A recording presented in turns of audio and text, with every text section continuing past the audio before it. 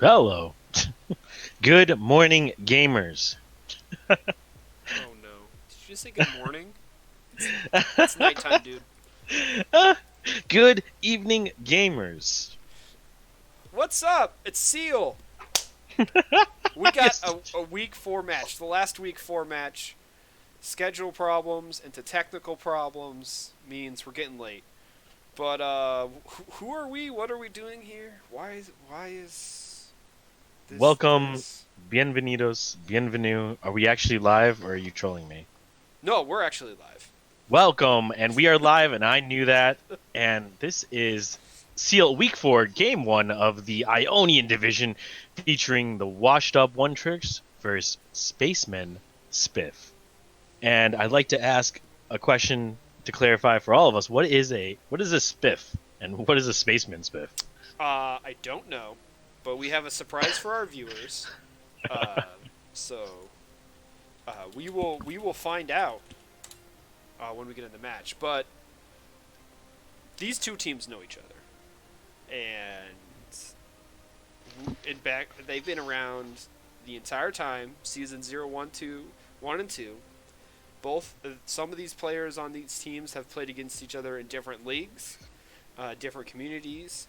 Um, Washed Up One Tricks has a history of they've actually played in a land event Ooh, uh, in somewhere on the so when we get into the drafting phase, we're gonna kind of let it go, kind of in the background because the storylines between these two teams are just great.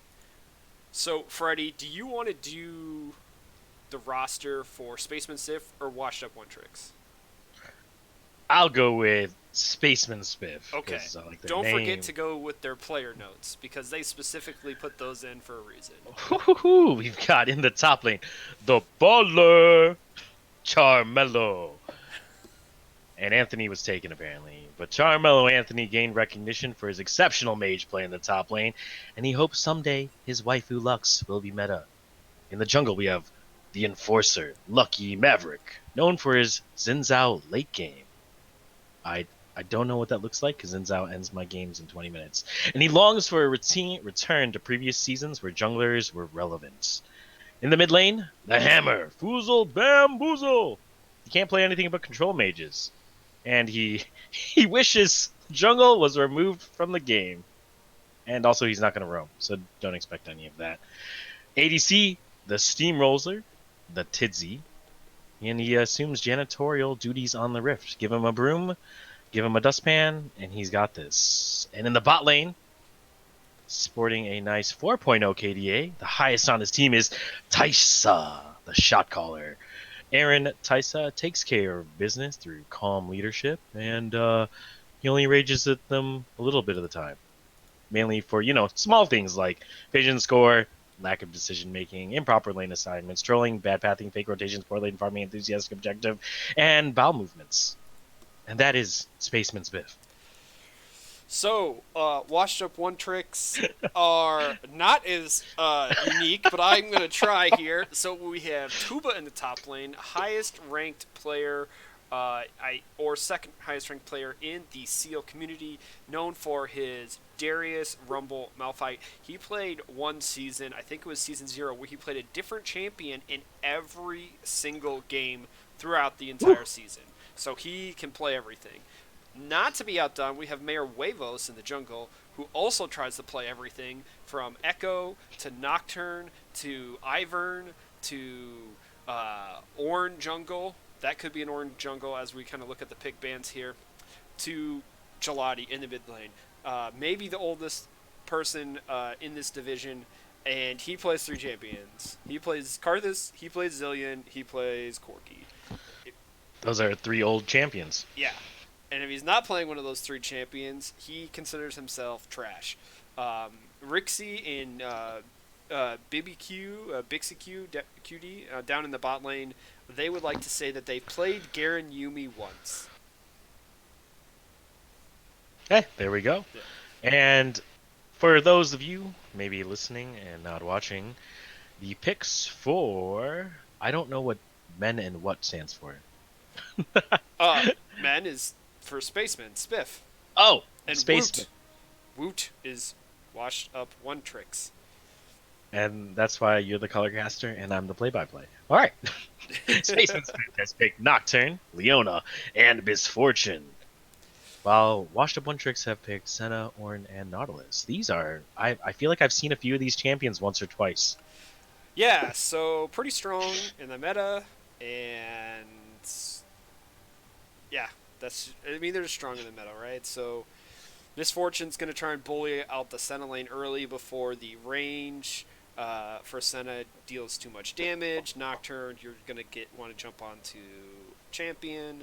Ornn, okay, so I'm going to put Ornn into the jungle because Tuba, he Ooh. plays bruisers, he plays carries, he plays split pushers. You know what he really doesn't play? He really doesn't play like lane, like I'm just gonna sit and like farm and then help my team. Ooh. He comes in with the styles. So although Oh, Washed Up One Tricks pulling out the Volibear. yeah, There he goes. remember when we said that Mayor Huevos will play anything? Well, there you go. He'll play anything. Volibear By the does way, fall in that category. oh, for a second there, I thought that was gonna be a. I thought it locked. I was so excited. I have a I have a pretty okay Karen KDA and win rate. Great champion. Okay, I don't like the Mundo from Spaceman Spiff here. You either Mm. needed a dive buddy with the Nocturne, or another, or if Leona's going to be the dive buddy, then you need a better peeler for the Misfortune Cassiopeia. I think with the CC, Ooh. Mundo I think is a safe lane pick, and this may be the differential where Charmelo is trying to pick something safe and secure for laning phase, um, but as the best tank is taken, and that's Alessandro. All right, to round out these team comps, we've got Spaceman Spiff rocking. Oh, I said it too early. We don't know what positions they'll be, but it's No, Nocturne, Leona, Misfortune, Cass, and Doctor Mundo. so You know. I'm pretty excited about. There's just so much CC coming out from the side of Wu compared to Spaceman Spiff, where it's all kind of conditional, right? Oh man, Mundo that has to that land that wo- cleavers. Cassiopeia has to. You have to be running into cast to get ulted. Uh, Leona has the long range skill shot engage that can be followed up by the Misfortune Bullet Time, but oh. Nocturne's doesn't really provide And a lot of if CC. I'm a Nocturne, I can't pick anybody. I mean, you try the dive in on the Senna, and then you're like, oh, there's a Nautilus standing there, or Oh, you. she's a ghost. Oh, Orange there to knock me up. Nautilus is there to hook me back. Volibear's to throw me off. Sandra's rooting and encasing me in ice. Yeah, we'll see how Tuba is on the Ornn, but there's just so much tankiness. I mean, you just take Grasp, and you just. I mean, Ornn is the strongest tank top laner at the moment. Uh, in the like, just sort of like kind of the 1v1. I don't think I've ever seen Gelati play Lissandra in a while. I mean, not in a long while. I mean, like, she's not necessarily meta. She's a safe pick against Nocturne, right? Because normally he'd play someone like Corki with the Zillion and the Karthus band and the Oriana band as well. So Lissandra is just a safe, farm it out in mid lane. If they dive onto you, you have Peel for your AD carry. You like the longer the game goes, the weaker Misfortune gets, the weaker Nocturnal gets, and the stronger Senna gets, the stronger Ornn gets because he gets like if he upgrades the correct items, he can give his team like over 3,000 gold worth of stats, which Oh, is and they changed very that. important. It used to cost gold to upgrade Ornn items, and now Now now it's you just free. you just get them for free, Yeah, right? yeah. So, and between Nautilus and Leona, I think it's about even on the support on the scaling. So the scaling is way on the side of Woot. Hopefully, Spacemen Sif are gonna have to take objectives quickly, get some towers, get some dragons before they want to get like the fourth dragon on the spawn, right? They don't want to try and push the game out to like 6 or 7 dragons to get the buffs. All right. If this were Fantasy Seal League, right, Yeah. which is always fun to play with friends, who are your players to keep an eye on? Who do you think pops off in this game, comes out with the pentakill, and drags their team to victory? Early game, Lucky Maverick sets the tempo as long as Mayor Huevos doesn't path properly, which then means into the late game, the peel for Rixie on the Senna means he'll carry it late, and it will all depend on whether or not Fuzel can control a lane. Control the lane enough to advance his jungler. Because I think Rixie is the stronger AD carry in the late game by the way that the team comps are built and the way that Wu will also like to play. They play really good protect the AD carry style that they've seen. Mm. And now you said these we've got to protect the 80 carry style comp and from Woot. What is Spaceman Spiff's motif? What are they known for? Well, they're also really good, like team fighting team, and Tidzy is a really good carry.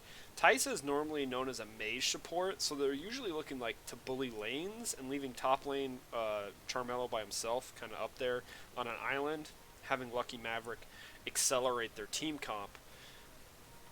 And that's kind of what they're looking at here, right? The Misfortune is stronger if she can get the poke down better than the Senna heal. Leona and versus Nautilus is kind of tied up. Cassiopeia, I think, once gets tier, will have the advantage over the Lissandra, depending on how well Gelati can manage the mana. Nocturne versus Volibear in the 1v1, once again, can the spell shield, can Nocturne spell shield the bite from Volibear? Probably can win that. Also clears a little bit faster, so should be able to get the earlier pressure on the ganks. And once again, if Lucky Maverick is accelerating the gold and experience by, getting the Rift Herald and taking it and getting plates and getting the early dragons, depending on what they are, that's what they're going to have to do because, like I said, Boots just pretty much outscales them across down the line. My goodness. After watching, I believe it was 2 weeks ago, the Fiesta Forefathers play, Mm-hmm. I seeing these drafts and comps, I almost feel like I'm back at home because everything's normal. We've got Ornn in the top lane facing off against another tank. I've seen Senna, Nautilus, Leona, Misfortune. These are staples of any league game right now, and I can't wait to see what these two high level teams have to put out against each other. To highlight a player here, speaking of high levels, the Washed Up One Tricks, I believe, sport the highest ranked player in the casual esports amateur league, as well as on the same team, the lowest ranked player. We have a gold 2 with a diamond 1 on Washed Up One Tricks on the top end support laner. Yeah. Um, that What is there? that's fine. What's the parody there? What is? Oh, they're friends in real life. They all know each other, so I Wow. don't be surprised if things get chaotic and yet controlled in certain ways on how the map movement. So we may look at some great map moving plays and some really skilled outplays as well. So this is one of the things about the Ionian division that they can definitely bring you. So. Also, I realized we never introduced ourselves. He's Oh, Theon. wait, we got the cutscene. Oh, there we go. All right. Yeah, we just came in and started making jokes.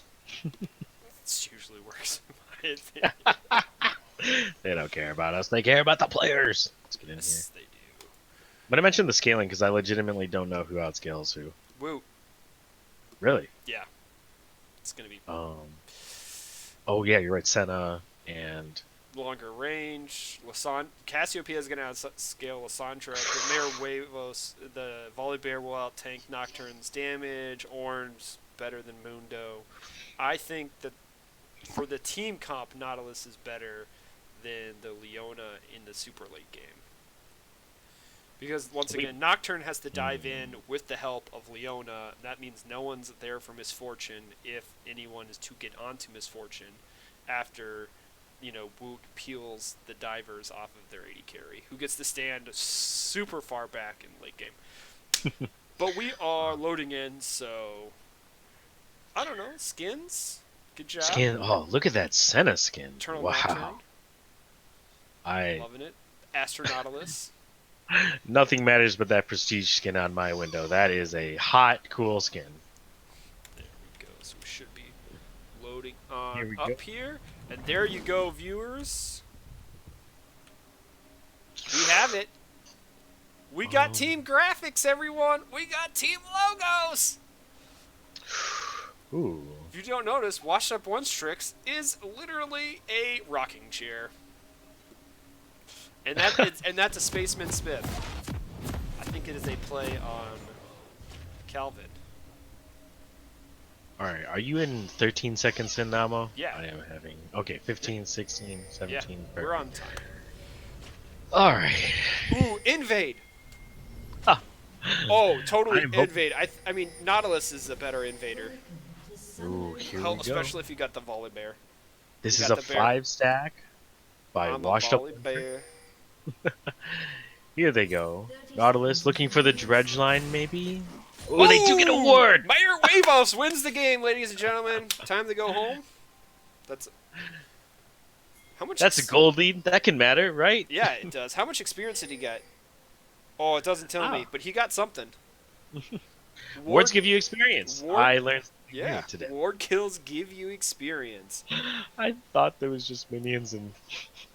It doesn't give you very much. It basically gives you like a quarter. Oh boy, Tuba here, walking up potentially into 3 members. He's waiting it out, but the Spaceman Spiff... Lucky Maverick walked out of the bush. Tuba saw him. They know he's there. But did he? There's no reaction by Washed Up One Tricks. There's a lot of things coming out. What are they gonna do? Oh, true. I wanted to collapse. And it looks like Lucky Maverick and Carmelo are going to initiate the red buff steal. But here comes Washed Up One Tricks. What is the odds? What are the odds? Oh, there goes well, the I mean, this steal. Smite steal, right? it's Smite wins all, so. As Mayor of Huevos here, walking down toward the bot lane. Is this a level 2 gank coming out? No, blue to red. Oh. So I believe I've seen this, and it's called vertical jungling. Yes, the vertical jungle, which I think greatly actually favors Washed Up One Tricks in this regards, because the impactful early lane is going to be this bottom side of the map, not the top side where you have the wet noodles of the Ornn versus Mundo, where they just kind of like whack at each other, trying to get as many grass procs as possible. The dredge line looking but misses, just shy of the Tidzy. I feel like that MF movement speed might have made up for his dodge there. We're looking good here. It's early laning phase. A little bit of a push here going on by Nautilus and Senna here. I didn't think they would be able to push this lane in because of Misfortune's her love tap, I think it is, being able to double up. The double up. But her passive that when she hits new things, it does more damage. Well, she didn't take that level 1 probably because of how the invade went, so they came to lane late because they were also trying to pretend, and the Nautilus and Senna were able to wave clear a lot quicker because, Misfortune can hit two minions, Senna Q hits like the whole wave, right? So being able to get that early level 2 keeps the advantage, and this is what they're going to have to do. They're going to have to keep Volibear on the bottom half of the map and keep the lane pressured so the Misfortune can't, land any of those double ups, hiding it behind either champions or playing that's push in, so Mayor Huevos doesn't come and gank them. It's going to be difficult. Junglers here look like they're about to run in on that ramp. Dustbringer goes wide and they back off. His Nocturne, he's going for a full clear. He wants to get 6. He's a 6 ganking jungler, right? Yeah, he is 6. I mean, he just ran into the enemy jungle. He just wants to get as many camps, as much gold as possible so we can get into, level 6. Get the ultis off, trying to get impactful in the lanes. If there's a chance to gank, he will definitely take the opportunity of it. But until then, it's going to be later. Is Leona going to start? Did she go back and start the buff? Maybe she was just playing coverage in case the Volibear invaded. Root landing by Rixie here. Walks up does not get to collect his auto attack and a soul. So, one thing here is, oh, there's another kill. CS is second. CS is starting to get really large. The difference between bottom and even top lane a little bit. And Senna's up 17 CS. Ooh, here comes Leona. Lands a Zenith Blade. Daybreak is down, and both Aftershocks proc. Not much damage. Here goes the Dredge line. Bixie Bit lands down the Ignite. Rixie almost lands it with the Piercing Darkness. Can't wrap up the kill. Ignite's only burnt actually on Nautilus. No Ignite burnt by Leona. So this is where the heal kind of counters.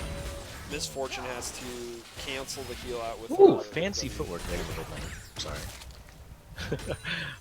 thought Cass was gonna go a little harder there.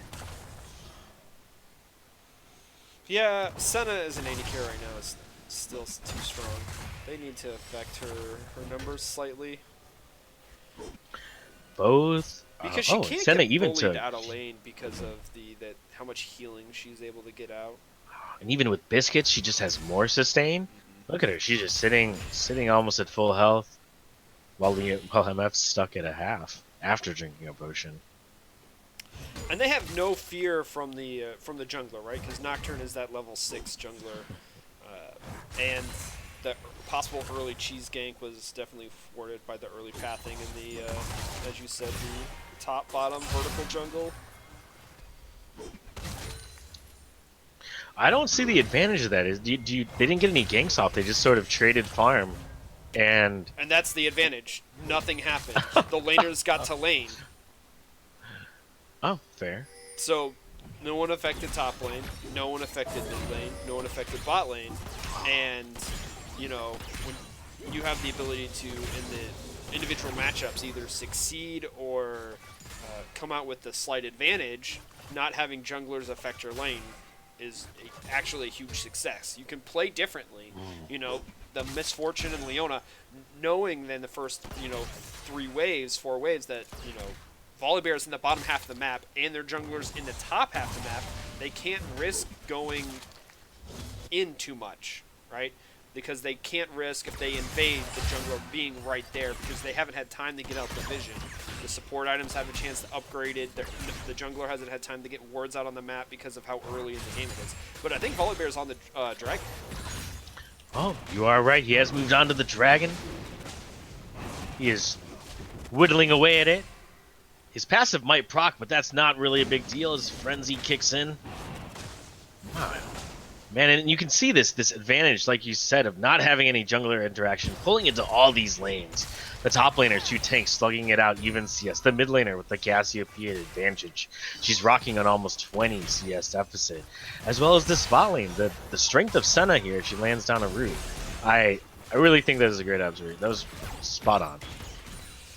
Well, as both Volibear junglers here, did lose doesn't his pass. Volibear want it? He wants to get a gank off, doesn't he? He does, but at the same time, his job is to just make sure the lanes go even. He's goals to get to. Wow, Big Bibski just keeps pushing the pressure as he drops another Ignite. I think that's the second one that Leona's received in this 8-minute game. That's true. She's 2 for 2. You could say that she's on fire? Yo, jeez. I'm not going to Katy Perry it because I'm not the person that could, but, right? She does that girl, right? I think it's Katy. I don't know. Alicia Keys. Alicia This Keys. girl is on fire. There you go. I do like the deep ward, the pink ward that sees the red buff, so they know when Volibear is taking the red buff. But now that Whoop was able to push off the bot lane finally with enough poke and the ignite, they're gonna trade the. Lucky Maverick gonna spot them out. He is level 6. He does have the paranoia available, and Volibear will pick that up. Yeah, not worth it. It's Windrake though, that's Air Drake. That's huge for Ornn, Lissandra, Senna, Nautilus. All of them have large, impactful ultimates. Oh no, everyone has large impactful ultimates Whew. in this game. I'm just saying that, like, to give up first blood and all the pressure that you're trying to create with the Nocturne, diving in to steal the dragon. Oh, true, very true. Charmello here on the losing end here of most of these trades. Oh, the Molten Fisher does hit, but he's maintaining his CS almost perfectly with his Horn. Yeah, he's staying up, but Ornn gets the upgrade items in lane. So the second that Mundo leaves is the second that he loses all of his tower plates and then, you know, gets crushed in. So. Oh man, and Foozle Bamboozle here just pressuring and pressing the Noxious Blast, reeling in Twin Fangs, finding their mark. And this is a rough lane for Gelati. Man, that's a tasty name. Sounds like gelato. Uh-oh, and here's the level 6 snake. Daybreak and not make it rain. Misfortune's ultimate cleans up the kill on Bixby. Bullet time. That was a fast kill. I did not expect a Nautilus to go down that quickly. As Miasma finds Gelati, he has to drop stopwatch. There goes another Noxious Blast. Will he live? But Mayor of Huevos here finds the Majestic Roar. Oh, beautiful by Foozle Bamboozle. There goes the Flash Q by Volibear, and he cleans him up with the Thunderclaws. Chomp. He chomped him. So. All right. So where does the gold go on these teams? What do you know? Who got the most impact? Nocturne prevented his lane that was doing rough. Got the, took the kill himself. Got Misfortune, and Leona an assist. Peeled off the pressure. Foozle didn't trade any summoners for Gelati's. Oh, Mackie Maverick here feeling very lucky as he goes and matches the Shroud of Darkness, the Call of the Forge Gods, and the Flash is actually going to get him to safety here. As there goes Harold chasing down washed up one tricks. Oh my gosh, you were making such a good point, but that was an insane play. I thought it was for sure dead. No, it was. I thought so as well. Excellent shield, and that's what Lucky Maverick's going to have to do. He's going to have to be perfect on the shield to block all the potential CC and spells that matters. So he's gotten off the one good gank. Volibear was able to capitalize on the counter. Our drops. Aftershock proccing. There goes the depth charge, knocking up Leona, but here she comes in with a flash, both falling very low. Here comes a teleport in from Tsuba, but it's going to be too late as Nautilus. Gelati! Oh, he chased me up as Gelati comes in and just lays down the ice and grabs a double kill. And that is going to be Woot's, just amount of time. And the fact of Gelati's playstyle, the cart. Foozle Bamboozle? Oh, he's beautiful cleanse on the root. Looks for the Miasma on Senna, and he takes down Rixley. And not even a little ice is going to slow him down. So that's a fast Slytherin snake. She was able to walk her way down there. Excellent job with the cleanse. I was about to say that was Gelati. The fact that he's the Karthus player and therefore knows when he needs to show up in which lanes to turn them with his damage. In this case, his ult. So excellent job by both the mid laners in the roams there. And this game is just neck and neck between these two teams, 3-3. The gold is 100 apart. And this can't seem more even against two teams that have played against each other, know each other, and have a good history together. Out of curiosity, do we have the ammo stats on who's won more between the two? It's a regular season, so Spacemen Spiff, I think, has a slight advantage, but when it comes to playoffs, it's going to be Woot. Have they claimed any division titles before? Yes, Woot has definitely claimed division titles before. Ooh, the Zenith's Blade managed to catch him out. There goes bullet time, and this paranoia is getting to the enemy team as he drops a double kill on the bot lane. There we go! Early pressure in the bot lane from the Nocturne, in the early pressure that Leona long-range engage can provide, gives them an advantage that they need to capitalize on. Dr. Mundo now has Spirit Visage in top lane, so Ornn does absolutely nothing to him. Here comes the Rolling Thunder. There goes the Chilling Smite. Mundo trying to heal up here. Frenzy goes down. He's stacking up, but the health is going up so much faster. Here comes the Sentinel. Rixie picks up a kill in the top lane and saves his jungler. Holy cow. Oh my gosh, and not to give me a breath here, two supports find each other. Fight to the death. No, they're not going to support all combat. I saw Portal Combat. Oh my god, I've never heard that before. And they find each other again. Blast Cone for the win. Oh my god, this is already an insane game. Senna with the peel, with the kill in the top lane. That's just bad luck for the side of Spacemen Spiff, right? Like Senna's coming back from base, that global ult. It's kind of rough. I mean, she's like a Soraka that does damage. Yeah. Well, here's the issue. Like, Dr. Mundo would have been fine, right? Oh my gosh, Fuzel. Fuzel Bamboozle is running away in the mid lane here. 30 CS ahead, but he's playing like he's 50.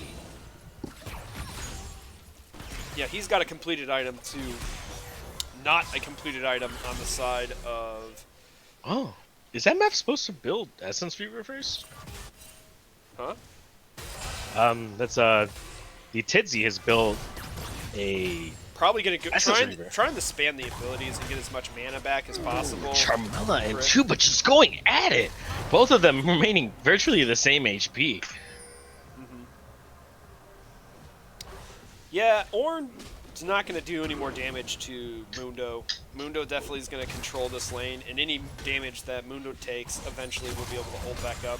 His cleavers are going to do so much damage, and he's going to heal so much from the Spirit Visage and the Grass procs that it's not going to particularly matter whatever Ornn can put out because the healing's going to be bad. And actually, this team actually has a surprise amount of healing, so hopefully someone gets anti-heal. Well, I gotta say, Tuba here is taking the worst end of these cleavers as he just starts getting whittled down. Not able to trade with his Searing Charge and Molten Fissure combo. It doesn't seem like he goes in much at all. As Mayor Huevos here, Rolling Thunder, there goes the flash, the Majestic Roar. Senna manages to hit the roof, but Mayor Huevos gets shredded by bullet time. Tyson just will not die, and as of course I say so, he does fall. And MF can't find the two low health targets. Oh, and unfortunate, Nocturne is on the other side of the map. Nocturne is busy getting Rift Herald. That's a great trade. Great trade. And that's going to Who's be a the dead Bamboozle mid lane here? tower. Marching up the miasma. Oh, so much damage. This is so oppressive. I think they're going to be able to get it. Let's see if they get the gold. And 17-17. Blue team destroyed first turn. So did they give solo gold to CasualEAL? Charmello! Oh! Top lane, almost. Wow. And Spacemen Spiff have just seemed to have taken off, grabbing a 2K gold lead, which only 6 minutes ago was dead even between these two. Yeah, that's going to be... What has happened? Wait, where does all this gold come from? It's 5-5. Came from towers. Tower played to towers. All right, everybody. Towers give gold. Oh my god, here goes a flash in from Tyson. The Zenith Blades land. There goes the Eclipse. And Fuzel Bamboozle just gets to hit an immobile target on the miasma. Here comes Paranoia. Darting in onto the... Oh my god, the directed camera doesn't know where to look as Charmello falling very low here. Call of the Orange. Ooh, great flash. Oh, Rixie, you're dead. He makes it look easy. Fuzel Bamboozle is popping off this game. Yeah, so this is the damage in the early game. I think we're at 1830 here. I mean, we're looking at a team comp that is meant to play at this time of the game, right? The long-range engage from Leona and the Nocturne. The Cassiopeia's got an item compared to Lissandra's got absolutely nothing. Mundo has gotten to the place where he's got the MR and the healing to prevent the Ornn from going at it, right? Senna hasn't got any of that long range. That is a completed Seraph's Embrace already. 18 minutes. That is so terrifying. And I say terrifying as the dredge line goes wide. There goes the Petrifying Gaze. The beautiful cleanse, but the Senna ult is gonna get a big shutdown.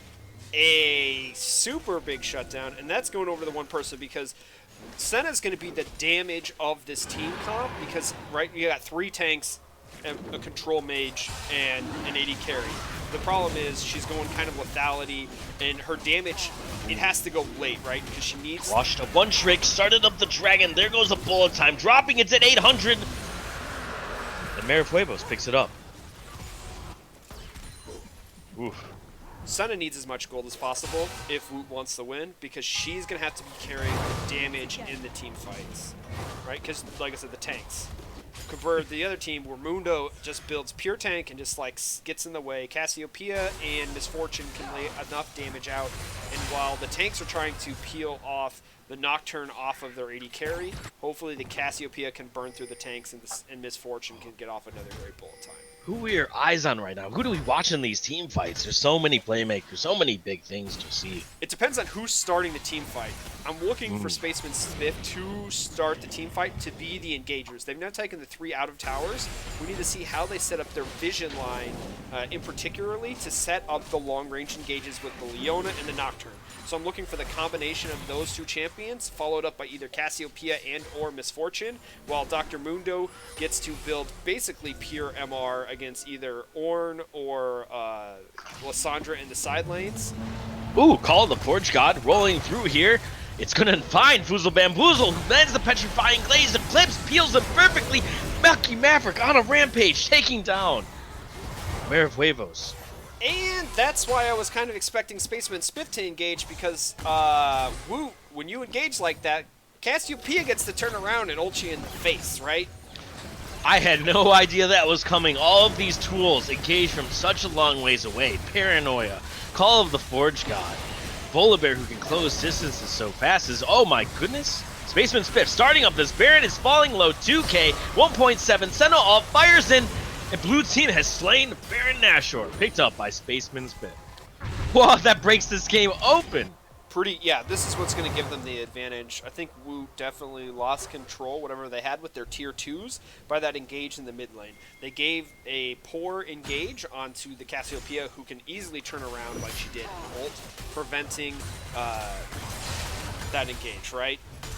It's a counter engage, perfect tool, and with the enemy jungler down, you set up for Baron. They're not going to be able to push in and push out their vision, so they can set up for Dragon and set up to siege on a tower. And they want to set up the visions because they want to get picks, right? They're not really going to want to siege at a tower. They want to get picks in the jungle, moving in between towers. So expect them to either do a 3-1-3 or a 4-1, trying to get the most Baroned up empowered minions pushing at different times. Oh gosh, I'm watching this. My eyes are just. I want to see Gelati, who's 2-0-1. The Lysandra weather the mid lane. Still seems relevant here. I need to see a big icy flank that comes in, locks down a priority target, and gives Washed Up One Trick their win. Yeah, well, that's going to be pretty tough for them to do because they're not even playing to one of their win conditions here. You have Ornn, right? He is the strongest, or one of the strongest tanks in the top lane at the moment, or in the jungle. Ooh, Searing Charge here, lands the knockup. Here goes the last embrace. Call of the Forge God keeps Carmelo getting so low, but he's running it out. The dredge line goes wide. It even turns back to throw a disrespectful cleaver. He's full health again. What even happened? Well, when you build MR against a team with no physical damage because you just out-tank it with your healing because of your ultimate, you don't have to worry about it. There's no anti-heal, right? There's no executioners from Senna. The only, is really the Morello Nomicon coming out on the side of Gelati, and that's not really being applied in that team fight, right? You got tanks hitting a tank. So the sustained DPS isn't coming through, and he's just out healing what the tanks are putting out. And the lethality is not going to work against him. So he doesn't have to worry about Senna yet, right? The Grievous Wounds, there's no Ignite. I mean, there's Ignite on the Nautilus, but he didn't get in range. And I was kind of touching on the Ornn haven't built an item that Ornn can upgrade yet, right? So they're not even using that to their advantage. And when you have all these tanks, no upgradable items, he's just now just another tank in the top lane. And even a tank who's almost 2 levels Also, behind is moved to marches forward his lead. Look at the gold right now. CasualEAL is at 10.5k. Oh, Everyone on. oh, five, 4-man into the bush. Okay, that was. 4-man blast cone. Here goes. Here they go. In comes the rolling thunder. Out goes the dragon as Washed Up One Trick earns the dragon but loses 2 members of their team. Lissandra going down as well. There goes the steering charge. Tuba trying to play some winning music for his team as the Tidsy faces him down in the back line.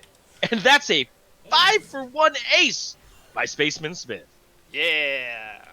That's the CasualEAL extra gold for you, and the fact that she has 3 completed items with the Rylai's and the you said the Seraph's Embrace, the Leandri's Torment, all of the burn, all of the tankiness, just no damage coming out from Woot. They got the dragon, but at what cost? Their whole base?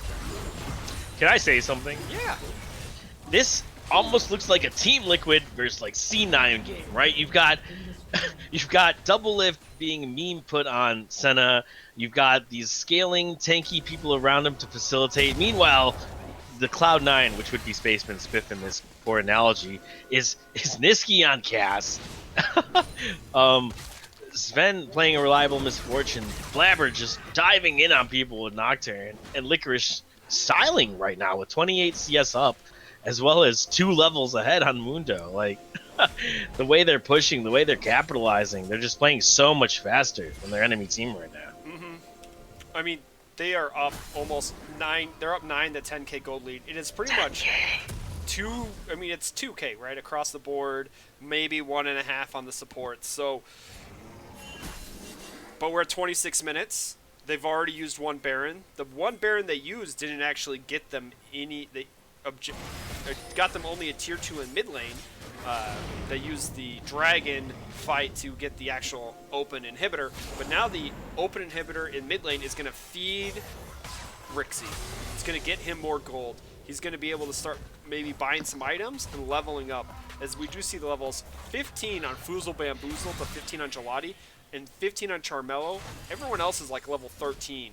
Rixie's down there at 12. Bixby's at 10, right? So he's not even at tier 2 on the ultimates. Uh-oh, make it rain, slowing down Mayor Pueblos. There goes the Eclipse. Paranoia strikes fear in the enemy's hearts. And wow. Long range engage OP. Oh my goodness. You feel like you're safe. The map is so far away. Ooh, Last Embrace finds 3 of them. There goes the Forge God.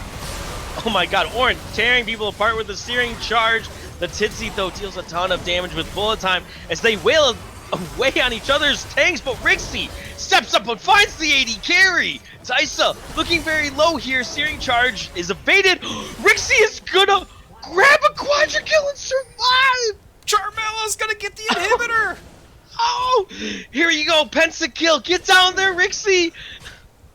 I believe in you. Oh, the inhibitor does fall. Wait a minute.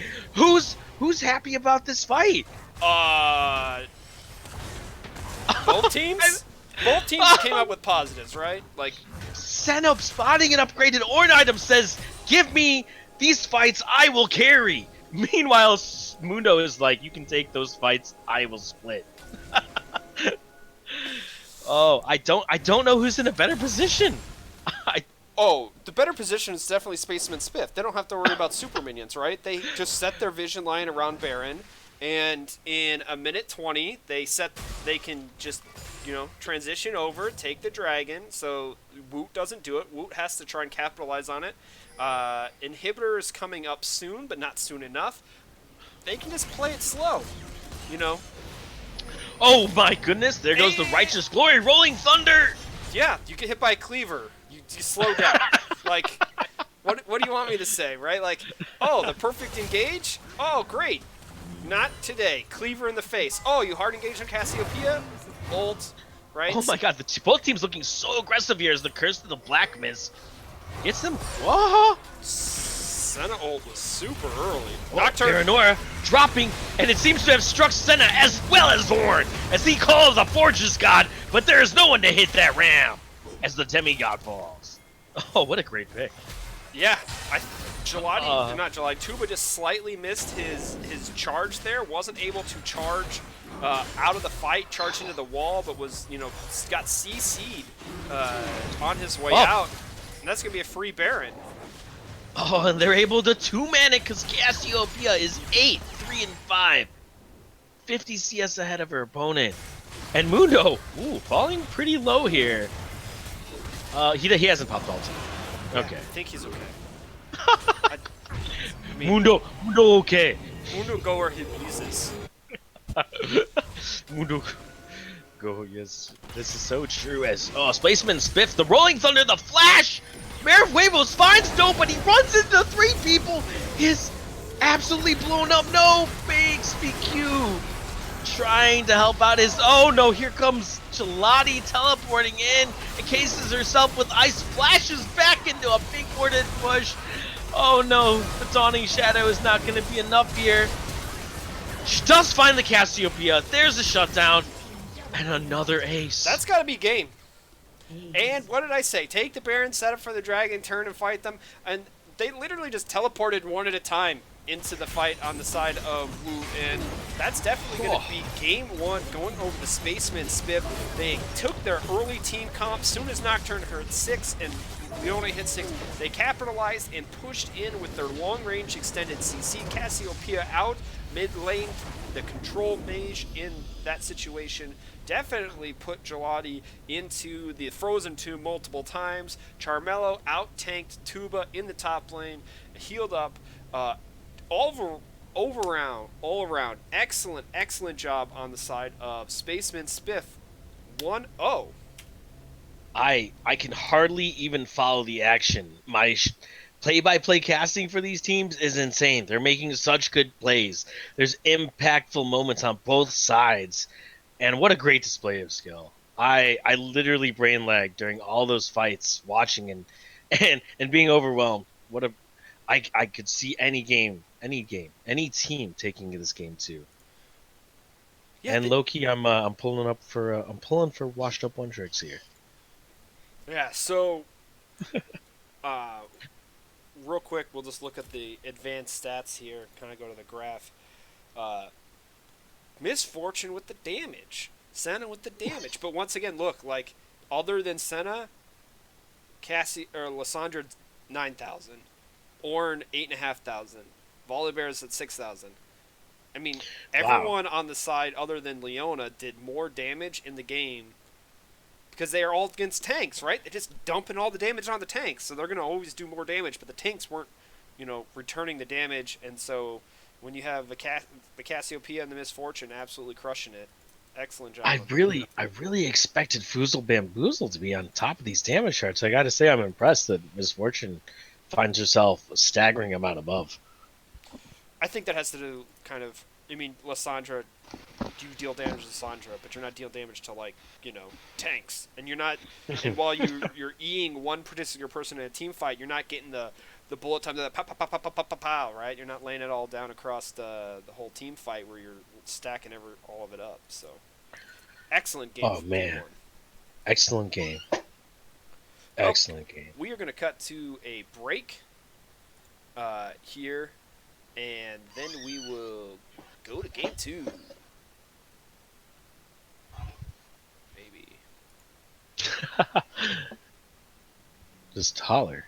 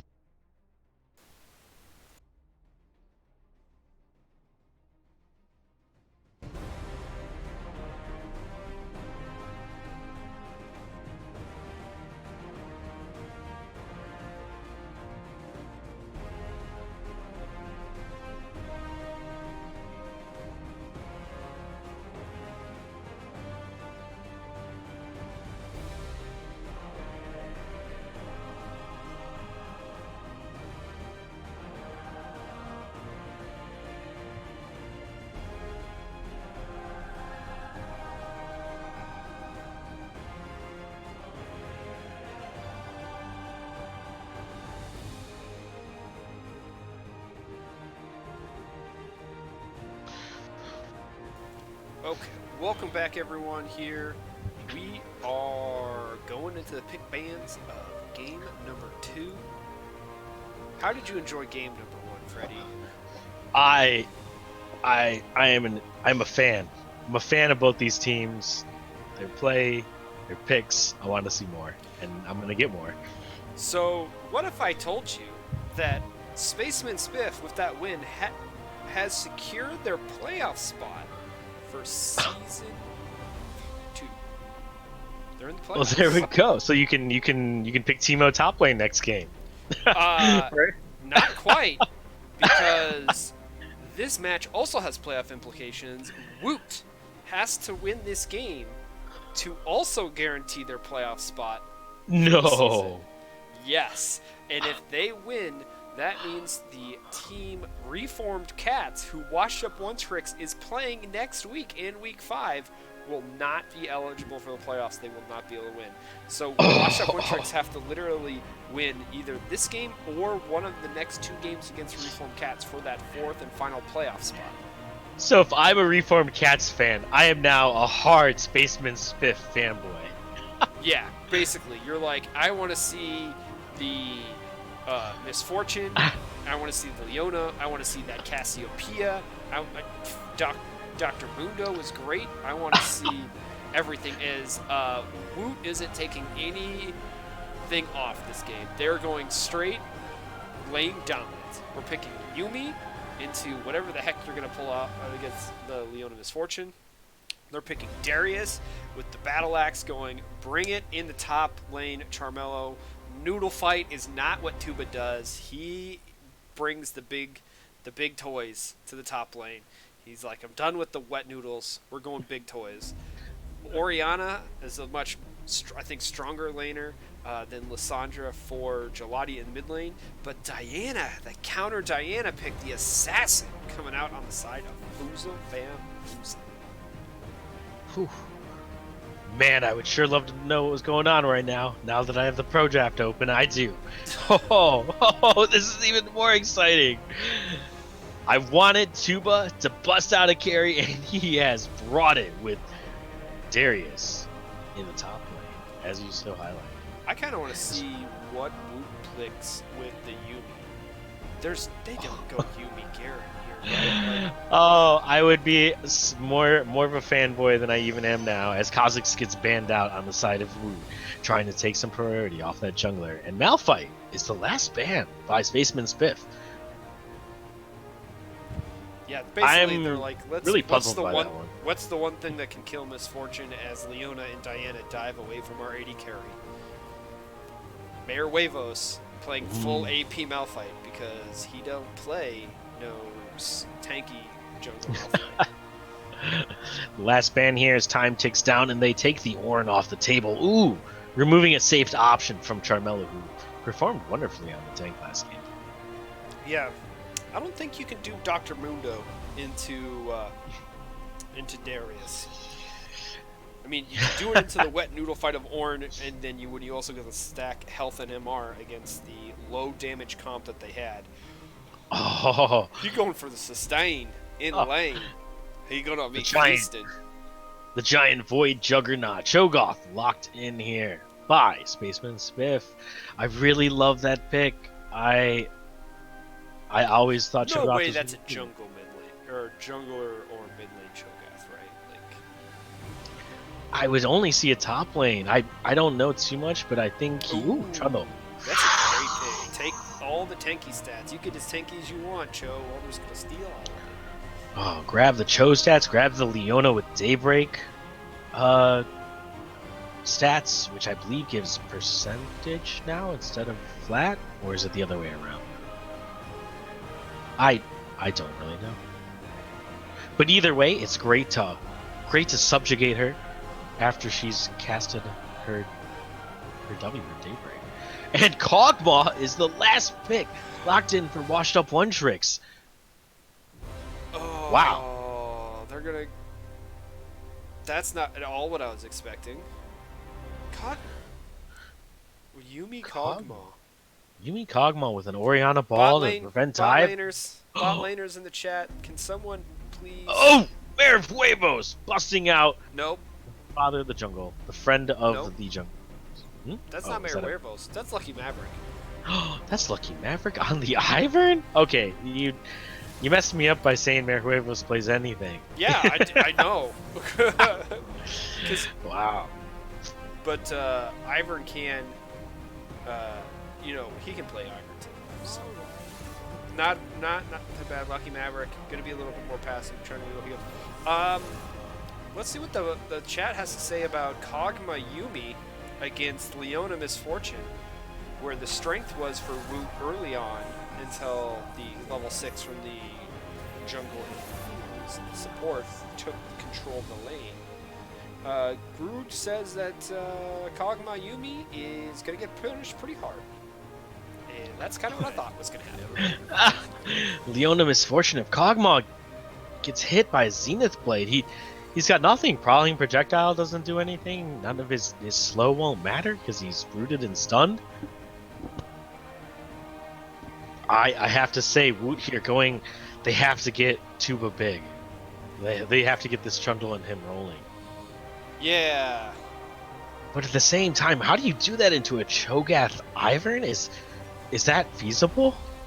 Well, I can see the Ivern just causing chaos. Also, the Ivern, if he snares someone, that's an instant Cho'Gath and Diana are on top of you, right? Leona's on top of you. Like, you're done. You're not going anywhere. Oh my gosh. This game has so many implications, has such skilled players. I am overwhelmed by my enthusiasm to see how this plays out. Both teams have a lot on the line here. One wants to keep potentially a team out of the playoffs of Washed Up One Tricks. If they win this, they roll the die to give Reformed Cats a way in, and Washed Up One Tricks fighting for their spot here, not trying to have to prove it next week. Welcome to the Ionian division of Casual Esports Amateur League.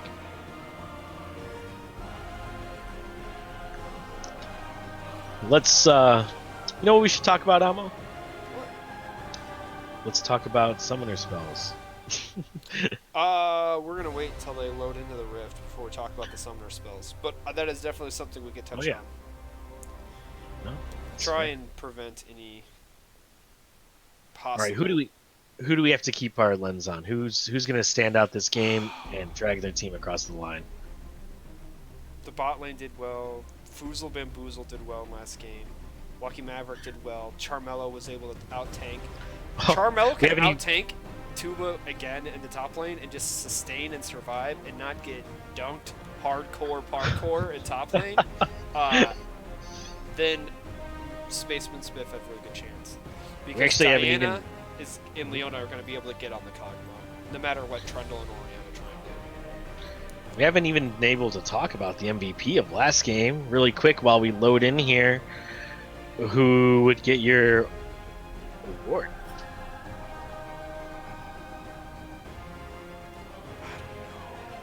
Wow. If Woot wins, it's got to be Tuba and Rixie with the win. If Spaceman Spiff win, it's probably Diana. I have to say the Cassiopeia impressed me so much with the CS lead, with... Oh, I'm sorry. I'm still focused on this game. I have bypassed last game. Last game is a figment of the past. I think it was a combination. Yeah, so I think it probably ends up going on to Foozle Bamboozle because while Nocturne was able to get 6 and help bot lane turn around their gap, and the Wet Noodle fight eventually went in favor of Dr. Mundo, the cast was kind of the catalyst and anti-catalyst as Woot did try to do some engages. There's not that counter engage in this matchup, but Daisy may be the MVP of this match. Daisy, it's probably going to be. Can Fuso kill Kog'Maw? Great. Does Tuba kill Charmello? Well, then that's going in favor of. It's going to be pretty simple. Talk about the summoner spells because they're locked in, and we will swap over so everyone can see him now. There we have it. Yumi opting in. No flash because she doesn't need it with her you and me. Rocking heal and ignite. No exhaust. Not worried about this Diana dive at the least bit. Oh. That's a ghost on Darius in top lane. You are getting what you want. He says, I'm not teleporting anywhere. I'm not coming to help my team. I'm a diamond player. And this platinum guy, he just out-tanked me, so I'm now going to try and out-carry him. He going hard. Hard in the paint up in the top lane if he has that Dunkmaster skin applied. Don't know what these people will pop out. If I had my bets, I would go like Darkstar Oriana, classic Trundle, of course. Hopefully Pogmaw or Butterfly Maw, and maybe the Yumi skin, that one where she looks all academic. All of them? She's sitting on a book.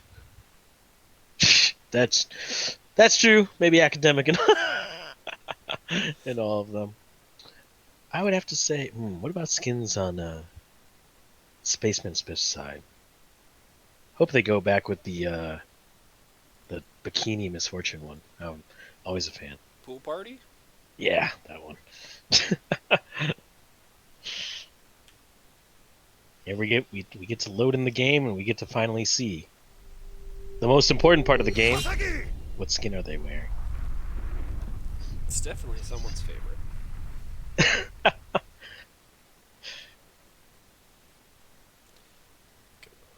Regular Here we go. Candy King Ivern, Dark Waters.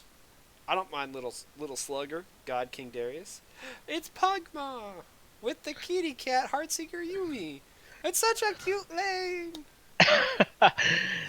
And yep, there's a book in it. There is a book in it.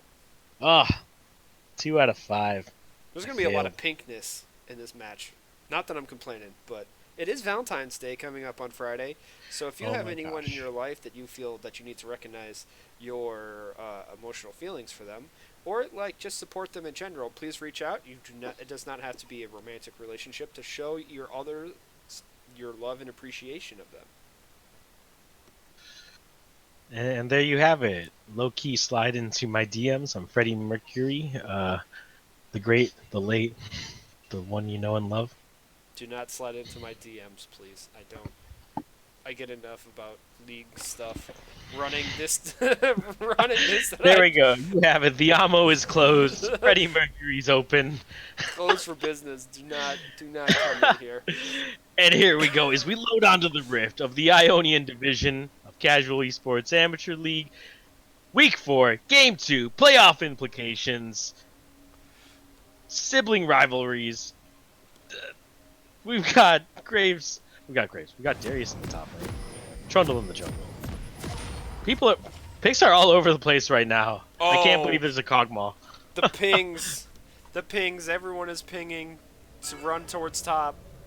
Are we going to have a 5v5 level 1? I think that it favors Spacemen Spiff because they got way more CC.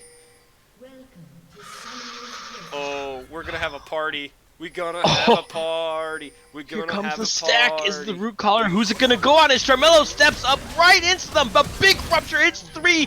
Oh my gosh, Trundle falling very low here. In goes Leona with the Zenith Blade. Health bars going low everywhere. The you and me gives him another shield. First blood, Leona, as she ticks down as the Tinsy picks up another. You and me is on Rixie. Yumi, run for the hills. Yumi ain't running. The Kog'Maw's running, or the Pugma. Oh my gosh, wait, it's a cat dog. It's their cat dog right now. Oh, cat dog.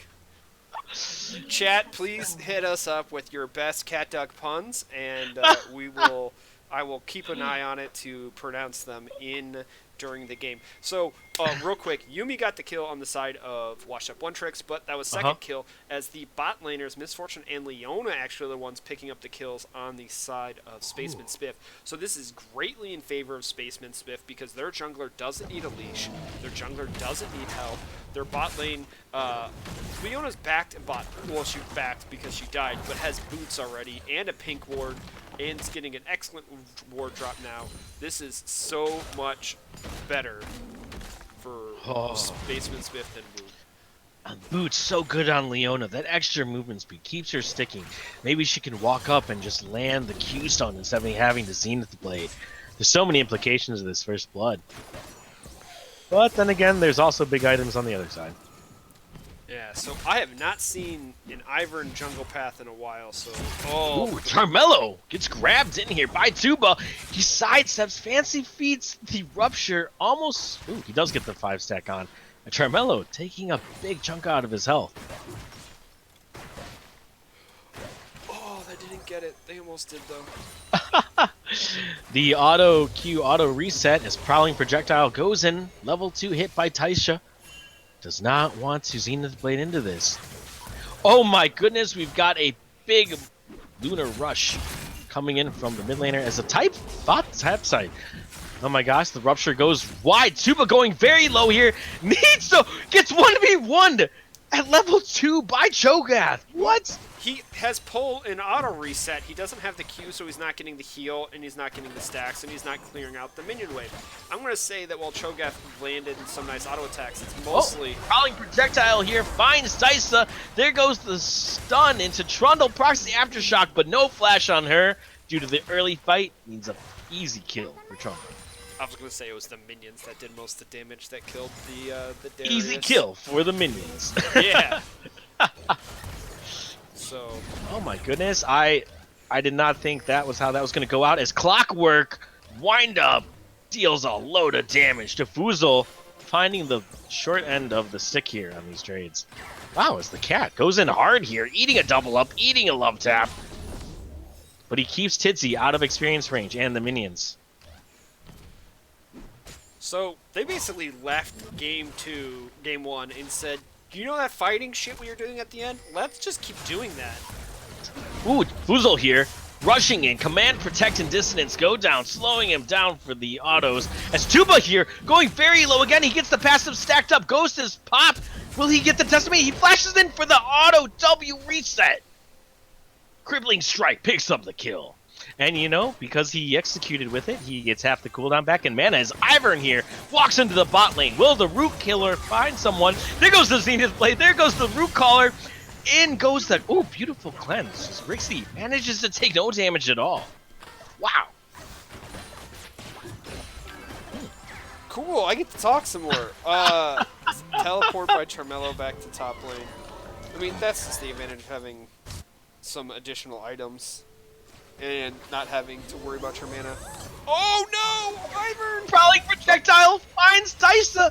They don't have flash back up as Rixie falls for it. Will he get the last auto? And the Q flies short. Okay, so Ivern's picked up the Moby boots. That's excellent. We didn't even touch on masteries. Ivern actually went with the... let's see here. He went with the Guardian.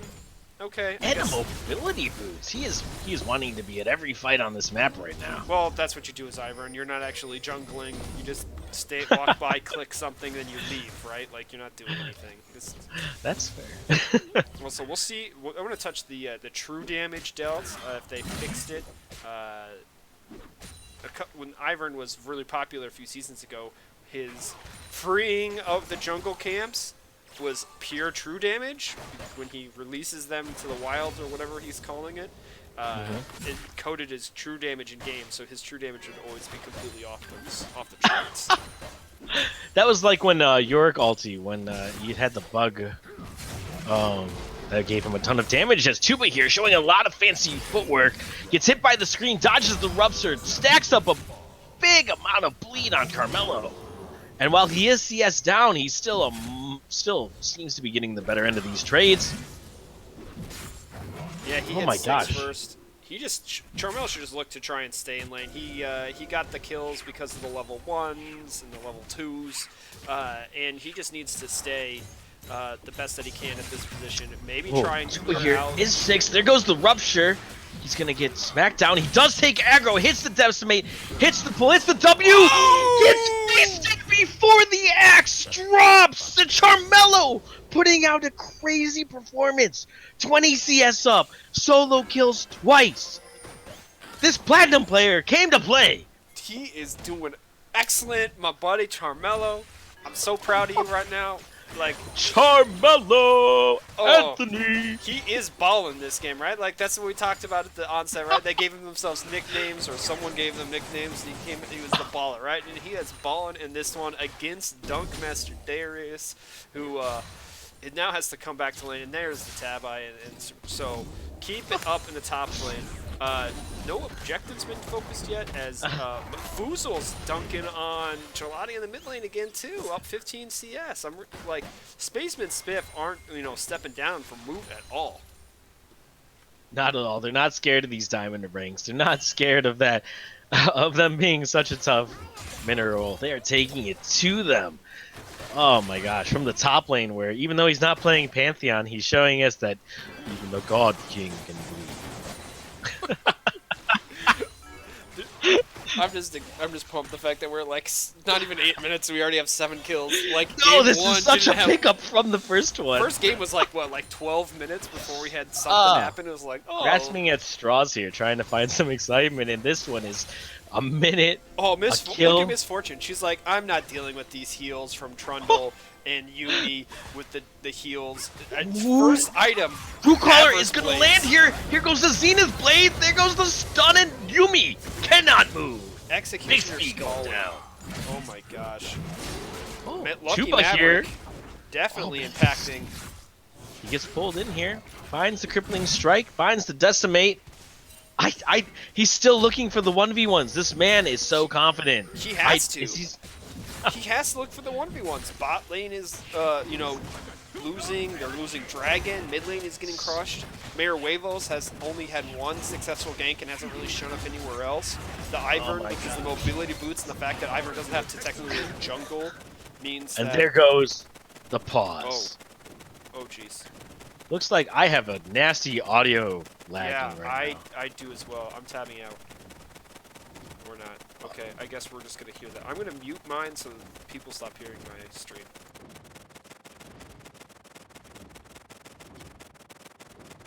Ooh, I have muted my sound too, because that was like the flapping of an obnoxious bird's wings.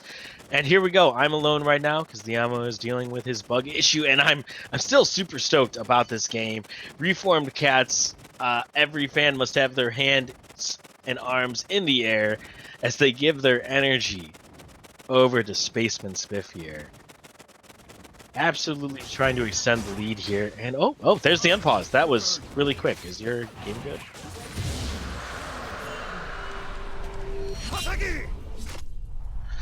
Okay, we're at 9 minutes, 9:01. Tuba here gets hit by the rupture. There is a level disadvantage here. He pulls in Charmello, but he's falling so low here. He's holding that decimate. Here comes a rupture. Charmello here finds the feast. Three 1v1 kills. Oh, and you are right. Nom nom nom nom nom. Oh my gosh.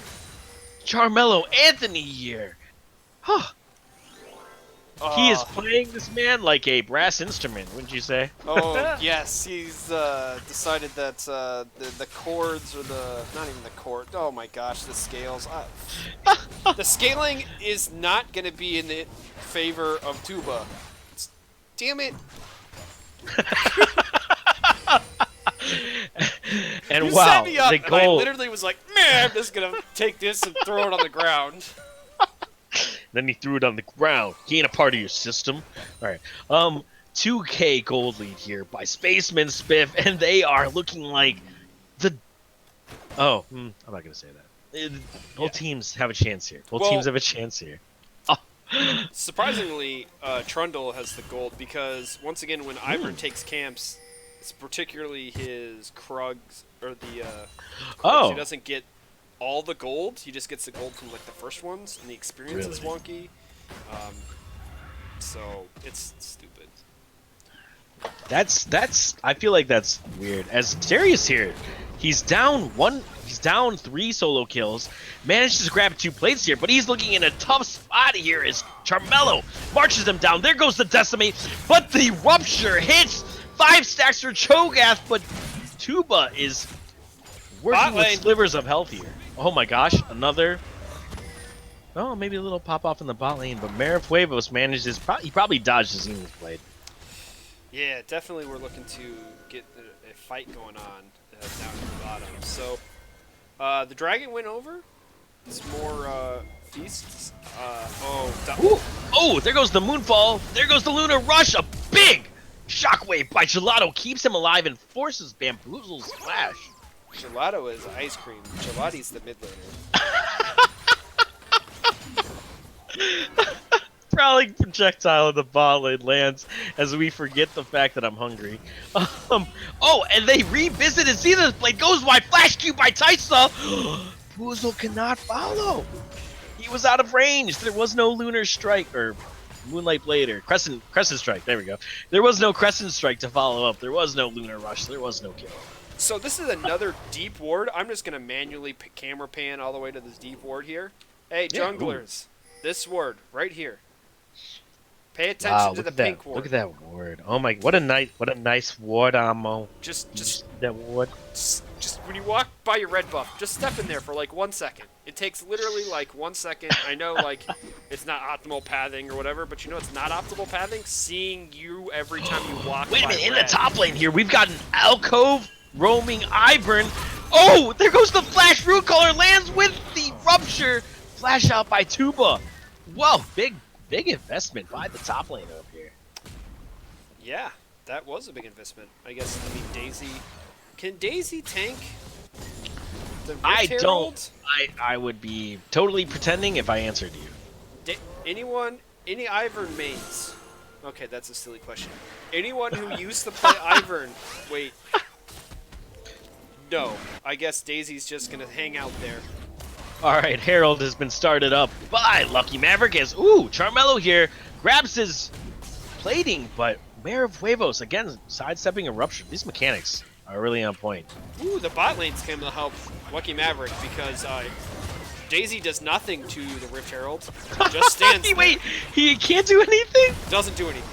Oh my goodness, a shockwave finds Foozle Bamboozle. He's falling very low, turns around with the Lunar Rush, and forces the flash out of Kog'Maw. Wow, Rixie, they're having to flash. Rift Herald goes down for the side of Spacemen. Spiff, that's a big kill.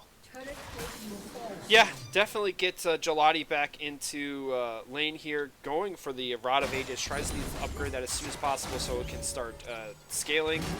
The Rift does go over to Lucky Maverick. We'll see what he drops that, as the top laners have just played the dueling, we're going to push into you and get as many tower plates as possible here. Game. Second Drake is going to be the mountain. It is on spawn. Oh, this is so big. Leona. Cho'Gath. Ivern builds armor? Question mark? Charmello here. Ivern goes for the... Yeah. 5 stacks are up, but the hook goes wide by Tuba. He hits the decimate, but slowed by a rupture. Oh, that was... The grappling hook does not find his top laner. That might have been his turnaround. He had space to work with. He had minions. There was a lot of health to chew through still. Yeah, but Ivern with the redemption can now support from afar. Oh. I hope you weren't wishing this were a 1v1, says Father Ivern from across the map. Pretty much. I was playing top lane, and I had a Zoe on my team, and I was 1v1ing, and I was like, oh, this is going well, and then any top laner engaged on me, and all of a sudden I see this giant circle, and I was like, where is redemption coming from? And it healed me, and the other top laner was like cursing in all chat, and I was like, mid lane Zoe things, and I'm like, yay? Like, I have to say, despite Tuba being down 35 CS, down kills, he's accomplished what he wanted. Oh, as a Pillar of Filth goes down onto Diana, Foozle feeding a kill to Kog'Maw. Speaking of Kog'Maw, I was about to say the Kog'Maw machine seems to be rolling, right? He hasn't gotten ganked. He's farmed as Rift Herald's dropped in the mid lane. Yes, no tower plates, but they will be able to get first brick here as the top laners are going to be fighting it out. Oh my gosh, Tuba going in here again! Stacking up his passive. There's a lot of blood flowing out everywhere as Tuba sidesteps the rupture, brings down the dunk, and he walks away because cool guys don't look at bleeding out Void Monsters. Oh, Tinsy. Oh my goodness, the pillar of filth! Whoa. There's a lot of investment there for, I guess a Misfortune Flash. Yeah. Oh my gosh, I don't know. What's the game state? Who's winning? I don't know. I can't tell. Okay, so who's winning? I legitimately More armor for Cho'Gath now. So the Black Cleaver was out beating the Chain Vest, right? So Cho'Gath up 30 CS, 3-2-2 to the 2-3-0. Definitely in favor of Cho'Gath. But now the Spectral Cowl for Darius, I'm going to say they're kind of at a break-even point until Cho'Gath gets some more feast. The jungler, definitely in favor of Ivern here. You have Redemption, and you have your Moby Boots. You just go around, make it easy for Diana and Leona to get onto someone. That's your only job. You put your shield on a carry, you drop Redemption. That's all you're doing. Orianna, definitely not quite up on the Diana yet because of the 2 deaths, but does have the Rod of Ages stacking. I'm going to say so once it gets to hit the 6 stacks, depending on where Diana's status is, it's going to go in favor of Orianna. Can we point out that beautiful funnel real quick that you just saw on camera there? The what? Ivern tanked like a full half of his health bar just to give Misfortune a cannon wave and like 10 minions. Oh yeah, that was an excellent job to lane manipulation. Oh, that's no! Gelati is found by a roaming 3-pack of death. Yeah, and the wards are definitely going in favor. Hey, guess what? The pink ward coverage definitely stronger on the side of Spacemen Spiff. The pink ward by red buff is still there. Allows them to do the invade. The fact that mid lane is open allows them to do the invade. They're doing a better job clearing out vision at the moment. The Rift Herald control is definitely gone over. That Rift Herald actually got them 2 towers in mid lane. So the normal line between your outermost tower now creates such a deep V. If you look at it on the minimap like a V or an L shape between the outermost towers in each lane, that you normally, if you go past that line, you're now entering in a danger or caution zone depending on where your wards are and where you know the enemy team is, right? As we teleport to bot lane. Boozle Bamboozle gonna walk it out here. There will be no setting of the moon tonight. And that pink word, you pointed it out about 10 minutes ago. It is long lived. No one has checked it. It's still there, doing what a pink ward does. Yeah, so, I mean, so like the value of your warding is A, you see where people are, and B, you see where people are not. Ooh, Foozle Bamboozle goes in for the 1v1 on Gelato. There goes the Moonfall. Luna Rush expended. A big shockwave pulls him off. He flashes back forward. Luna rushing again. Finds his kill through the distance. And the tower finds its revenge. Excellent job by Foozle to turn around so he didn't walk straight into Mayor Wavos and hand some gold over to that Trundle. As the mid laners definitely duking it out here in the bot lane. My goodness! Now they maintain as Thanos would say, there's balance in all things, as they have the same numbers in their KDA, different orders, same number. 2-3-1 on Gelati. Let's look at the gold real quick. Hit the X or whatever your button is, and the top laners are even. The junglers are even. The mid laners like 200 in favor of Foozle, but that's not that much. Bot laners slightly in favor of Misfortune, and support slightly in favor of Tysus. So even though the towers are 2-1, the kills are 8-7, the gold difference is not even it's like at 1K. Very, very even match. This game has been back and forth.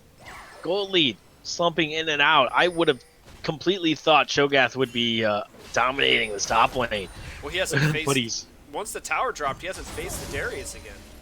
Oh, it's been, yeah, you're right. Solid 3-4 minutes here as they look for this next dragon, which will be a... Ocean Drake. Ocean Drake. Oh, Flash Root Caller goes wide! The heal from Bixby getting Pugma out of there. Top does have teleport on Charmelo. Looks like he's going to back. They're going to try and set up this dragon safely. I think this dragons are going to be super important. The extra sustain for both of these teams is going to be ridiculous. Flash Pillar on Trundle! Oh, this is so big! It's the Tinsy! Does not seem to be able to run out of this. Turns around. deals out the bullet time. There goes you and me. Big shockwave finds two. Boozle Bamboozle goes golden as Rixie looks to double kill. Finding more. Here's a pillar of filth. Grabs in Lucky Maverick. He is not where he wants to be as a triple kill comes out for Rixie. Woohoo! The tuba is playing loud and proud here as he brings down the support. Excellent. I mean, that's Woot, right? So they knew they had to capitalize as the team set up, and they separated just enough, right? The Misfortune went the wrong direction, did not stick with the team. No peel for Misfortune. Flash pillar by the Trundle establishes a chance for the Kog'Maw and Orion to get there. Diana tries to counter engage on them. The teleport takes too long. This is a Baron. Yeah, it's a Baron. We're at 22 minutes, man. It's a Baron. Spacemen Spiff, they do have vision on this Trundle. Not as tanky as you would like to with that Warrior Enchantment. Falling very low here. Will they make it in time? Hard committing here. Staying on here. Here goes that wasted ground. Oh my god, Darius here going low. Tuba not able to heal up right now. Going low bad in the back line. Shutdown on the Kog'Maw. Diana finds two. It's disaster for washed up one tricks. They did get the Baron, but only Tuba's left alive. He has the 1v5 at the mid lane tower. You just give it up, man. What did I tell you about these fights? There's so much going on. I can't keep track of it. I mean, Cho'Gath's taking this up. He's he's pure armor right now, right? Yeah, I still. Oh my god, he is. That tower did negligible damage, barely even getting through the trigger scene. And that's an inhibitor and an ace on the side of Spaceman Spiff, and there, the goal lead is still the same. What? Yeah, because they traded kills and then Dragon, and then they got the Baron, which I guess kind of counters after the tower, but they also all died, and so all the shutdowns are gone except for on the Darius across the board. Gelati has not yet stacked up the Rod of Ages, only at 7 stacks here. Fuzel's been able to come back. I think that might have been, bullet time clearing out the mid wave. Nice shockwave, grabs 2. The Rupture also grabs 2, but it's way more value on the other side. As Leona Daybreak, or 2, they all walk out. Good job. Trundle going damage this game. Last game when they had 4 tanks and no damage. Oh no. Hook finds Maverick. He's going solo, and he's brought down with a dunk. Crippling strike onto Taisa. That is an instant 5-stack. Oh, my goodness. Kog'Maw shredding through all the members of Spaceman Spiff. Darius has gone damage. Trundle's gone damage. Of course, Kog'Maw goes damage. So does Yuumi and Oriana. So Woot playing a completely different comp, and we're just trading mid lanes here now. They're gonna answer tit for tat, mid and hip for mid and hip, as apparently someone. Oh, it wasn't an ace. Someone has the Baron. Tuba survived with the Baron. Tuba got out.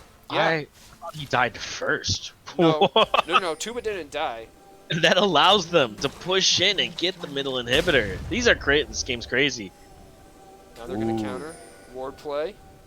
Leona, you dead. Oh.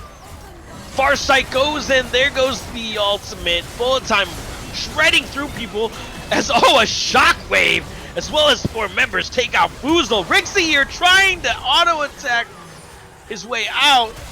Find some true damage onto everybody. Taisa here going super low here. Gelati's going to find the kill. Bixie trying to you and me out. Here comes the bullet time. Dissonance. Projecting. Prowling projectile. Oh my gosh. Gelati gets out. Hooray! More fights! More fights. What does this mean for the game state? Because it just seems like they're trading gold. Mid lane's even. Oh, talking about gold? Can we look at another swing of gold in this game? 2K now to Woot. Dragons in 50 seconds. Technically, this Baron power play was still positive because of the 2K gold swing there. Oh my gosh. So they went from being down to up to down back to up. So this game's nuts. Now, if this gets to be the second Ocean Drake on the side of Woot, the sustain during sieges is going to be absolutely ridiculous. versus the if this happens to be the first one on the side of. Oh, we're just gonna let it fight. Cena's blade goes down on the Trundle. Will he get the subjugate off? He's looking to heal up his you and me. A big snare. Rixie is gigantic. Bio Arcane Barrage finds the kill in a big shockwave. Tuba here going very low, trying to get out. Ignited up. Daisy forages forward and drives the enemy back. Whoa. How did nobody die there again? As the Ocean Drake Diana spawns. and Trundle are dead. Ah, yes. Prowling projectile finds Charmello. These teams look so even right now. Neither willing to give up an inch. As the hook goes wide on the wall. Maybe they gave up this dragon though. Yeah, Charmello does not have flash trying to steal it. So this means the sustain for the side of Washington Tricks is going to be pretty ridiculous, as apparently I just really messed with the vision on the fog floor. There we go. Now we can see everybody. Game 2 is definitely bringing action-packed for our viewers. Hopefully they've enjoyed it so far. This is absolutely nuts. Kog'Maw is flipping huge and getting protected by the Oriana ball. Tuba just going straight to the back line on the misfortune as Diana and Cho'Gath and Leona are more worried about trying they're to just kill gonna bully out and take another tower. Yeah, they're trying to kill Cat Dog. Doggy Cat. I don't know. Charmello's a giant though. Oh, Rixie. Kog'Maw kills giants. Oh, there goes the grabbing. Oh my goodness, Tuba finding another kill. Another dunk. He wants more. He's not going to find it though. Subjugate popping out. Here goes Trundle taking the aggro. Woohoo! Big damage coming out by Washed Up Wondrix as they decisively take out 3 members of the Spacemen. Yeah, he just stepped a little bit too far as Fuzel was trying to get the split push and top wave going so they didn't lose too many tier 2s at once. And now they're going to try and crash in both of these lanes. Diana does not have the wave clear. That's one slight issue here. Taking up. Here comes Daisy. Oh, 5-man pull! He gets one. Oh, that moonfall was huge as he goes back in again and a double kill is found. He gets not 1 but 2. And is he able to save the game? He might, as Daisy did die. Here's Charmello and Leona. Taisa. I think they're just going to have to CS and walk their way out. Okay, wow, so insane Baron's defense. up. Kog'Maw just needs someone to stand there, and he can probably take it with his items currently. But I don't think you can take it. I mean, Cho'Gath's there. But you have Trundle. Yeah.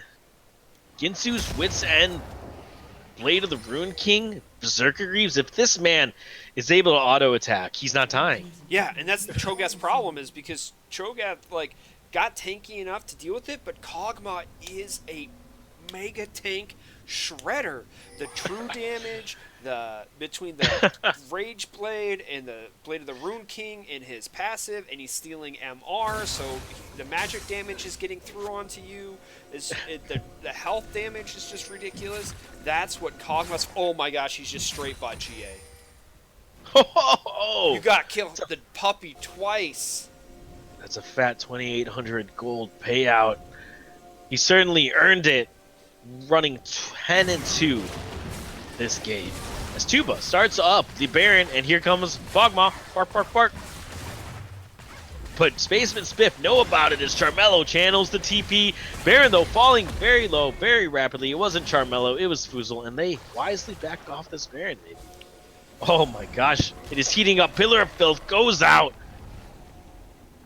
And everyone running away from each other. What? They gotta this kill game is on a Daisy. knife's edge. Oh my gosh, The is that Cupcake impactful? died. How low's the cooldown? Long. And they go back onto it. They see it here with the Rupture.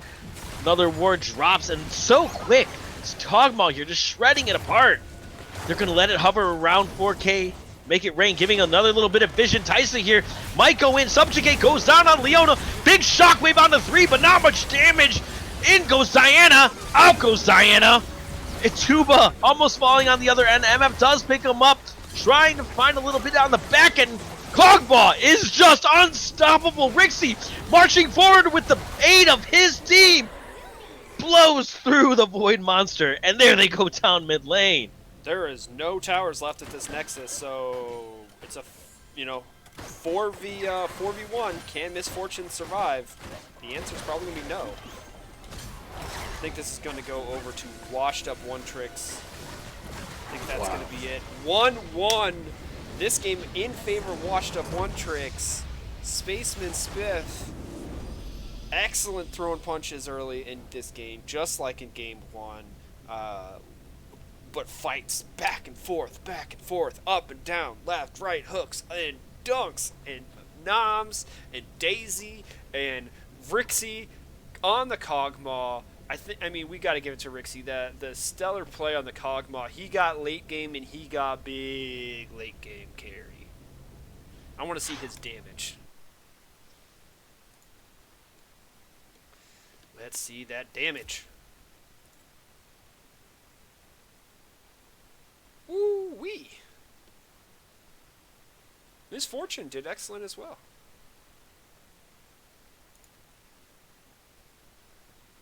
You still there, Freddy? That is super impactful. 25k on the Cogmaw.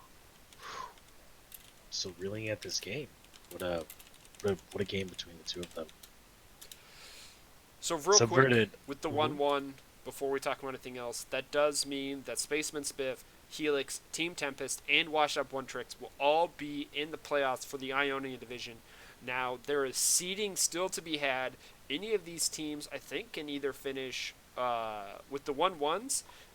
Spaceman Spiff, Washed Up One Tricks, and Team Tempest are now all 6 and... no, they're all 5-3.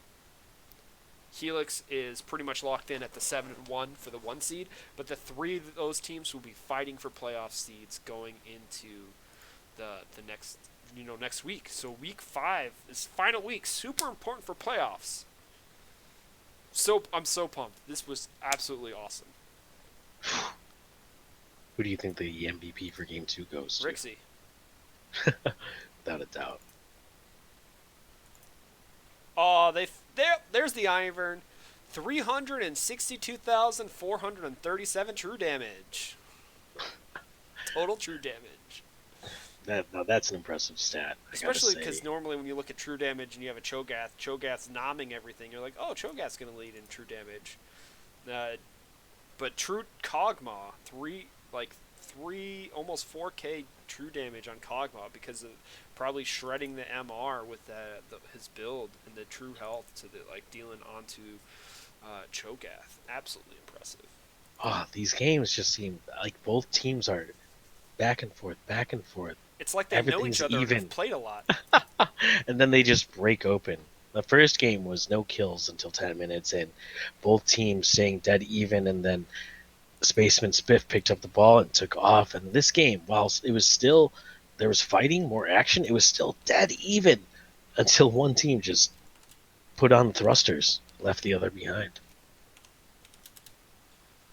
Yeah. And I gotta say, I'm way excited to watch more of this Ionian division. Oh, all the divisions are great, and in particular, when you have two teams who know each other extremely well like this, I think it brings out the best competition. Definitely going to see. I gotta say, this was an experience. Ivern never finished his jungle item. The little things that I never see. He just needs the first piece to get the experience and the gold off of it. Because he doesn't really see us later anyways. Hey, the more you know. Oh gosh, what was the biggest defining play of this game for you? Where did it all turn? When Misfortune went one direction, went down towards lane while her team went up towards the river in the jungle, and the flash pillar by the Trundle. What's up? Absolutely disgusting. We have, which Freddie and I have decided, that in Game 1 MVP, Foozle Bamboozle. Welcome, my friend. Hey guys, how's it going? Good cast. Oh, we absolutely loved it casting this match. I'm pretty sure the fans in the Twitch chat were going off. Real quick, Foozle, You know the other team. The other team knows you. Just kind of break down the history between you two guys.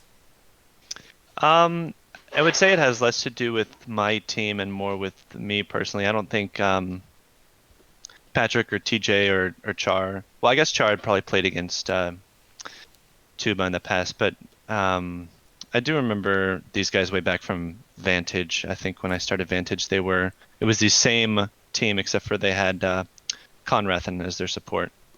And so I actually played mid against Gelati by far more than any other like competitive player, I guess, in a league.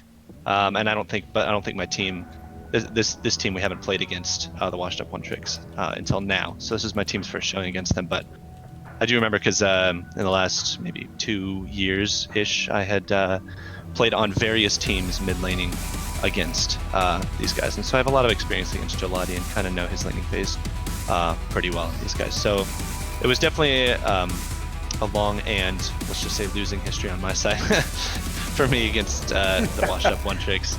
I don't. Yeah, I think we've definitely me and my teams have lost to them more times than we've beat them. But so it was nice to bring my new team who had never played them before and take a game off. So it was fun. Okay, sorry about that. That the music never gets reset. They kind of heard what you said. Basically, Fuzel dies a lot, and he was very Yes. expectant to take Gelati to Pound Town with the Cassiopeia, and you did. You did. hmm I mean, it was excellent. Their team comp. Talk about the kind of how the team comps developed for Game One. Um, Game one, I was very surprised. I think we were surprised that they went with the Senna as early as they did. It had been a priority pick for Rixie in the last couple of weeks. I think they first picked it week 3 both times, and so we kind of thought that they could do it, but weren't sure if they were going to go to it. Senna did get a bit of a nerf. Not sure whether it was a big deal or not, but our ADC was really confident into it. So that was the first part of it. And then we didn't have much of a pick plan. We really wanted to run Nocturne Ornn, but Char didn't necessarily want to play the Ornn. He wanted to get a counter pick into Tuba's Ornn. So we decided just to take the Nocturne away since we know Jake or Mayor plays that. So it kind of was a layer of draft that unfolded as it went on. What surprised me a lot is that they went with a Lissandra pick at the end. I think I was expecting a Corki I from was Gelati, as well. and when they put in the Lissandra, their team comp lacked really any form of damage. So as long as we got a lead in the mid game and then took fights on our vision, Cassiopeia, Misfortune, and Leona are just very suffocating, Well, especially with the Nocturne Paranoia. it also helps that they a couple times actually tried to hard engage onto you as Cassiopeia, and Volibear is literally just walking into his death as he tries to charge you down. Yeah, the times where they were able to catch me with like Lissandra clawing in and an Ornn ultimate, they could do it, but when it was the Volibear trying to initiate, and I could just kite away from the Ornn ult, then it got a lot harder for them because Cassiopeia has great disengage. If it's not like hard CC, if it's a Volibear running at you, it's just you just cast the ultimate and you're good. So I was very surprised that they went with such a low damage team comp, especially with the Senna and the Lissandra pick. Very much confused me, and so we were wasn't really way we were losing that game after the draft. Okay, so into game two, I know you came up lost on this one. Were you surprised then that they went like a full damage comp? No, and I think they would. I mean, they're really smart players. They're gonna fix the obvious draft errors that they made in game one and go to game two with a much better team comp, which they did have. I was ready for we kind of knew they would first pick Orianna because of the early Syndra ban. They left Syndra to phase 2, and so that I was kind of ready with the Diana into it. But he played the laning phase really well. Didn't offer himself up to be killed at all, and so I went into the side lane a little less ahead than I normally do. And our bot lane did really well again in that game, but their team comp was just a lot better. And there were some really massive throws in the second game. Obviously, you guys saw it. They got caught out after they did the Baron. We got an inhibitor, then we just like took horrible pathing back to mid and got caught out again. But yeah, they had the opportunity to punish a lot more our mistakes than they did in game one. So it was a much better draft from them. And then we made our share of horrible blunders in game 2 that definitely cost us some big tempo advantages. And then the Kog'Maw has done a lot of work for their team over the years, and so he got fed as usual. It was a classic Yeah. washed up one tricks Kog'Maw, Yeah. and took over that game. So yeah, we made a lot of mistakes in second game, and they had a draft that could punish it pretty easily. So yeah, well played to them in game 2 for sure. So I want to kind of throw out one or two more things here. Can you discuss? I want to ask about a very specific player. Sure. In a very specific situation.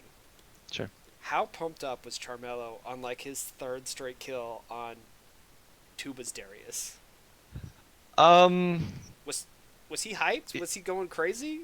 if he was, he didn't show it. He's a very chill player. And if he gets a lead in top lane, he will just be like, oh yeah, this guy's kind of running it down, or I'm getting the advantage on this guy. I can rotate down. Very calm in his comms in game. You kind of hear the same tone of voice from him, whether he's going 0-10 or 10-0. So I'm sure he was pumped on the inside, and we were all very surprised that he turned in as many kills in the solo lane as he did. But his communication in game is very similar if he's ahead or behind, which is really helpful. In that if he's behind, he doesn't tell he'll group with the team. He'll make usually the right calls. So yes, he was pumped up, but he showed a very cool collected head despite it. Well, I'm really glad to hear that Charmelo kept it cool, calm, and collective.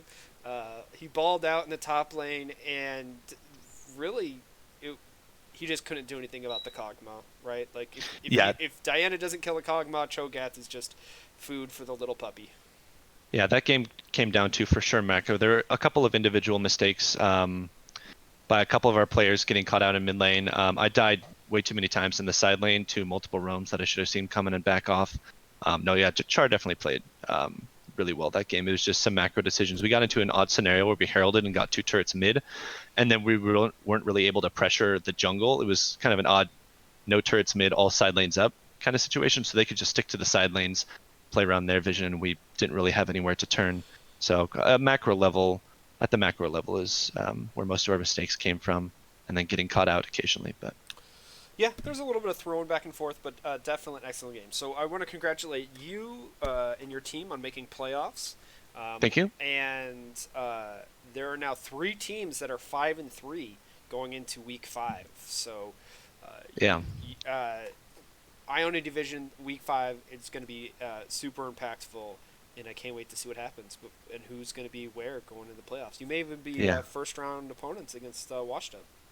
It could be, yeah. So we play Team Tempest next week, who's also a really good team. They also took a game off of Washed Up One Tricks, who took a game off of Helix. Yeah, it's really close at the top, and so we'll definitely be buckling down and ready for a grind when we play those guys in week 5.